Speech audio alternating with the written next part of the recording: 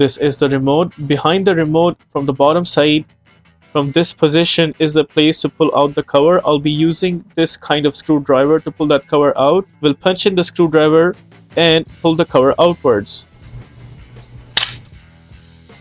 There's that cover taken out. They've also given a rubber cover behind, which also needs to be pulled out, just like that. And there is the battery right there.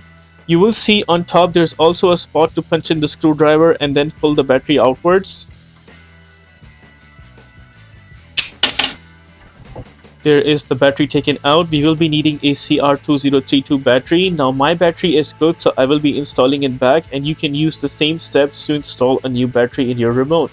Now to punch in the battery, make sure the plus sign stays at the top, and while putting the battery, make sure you are sliding it downwards first, just like that, and then punching it downside. There the battery is installed. Make sure it's not coming out from the edges, and in this case it's not, so it's good. Now we will go ahead and punch in that rubber cover first.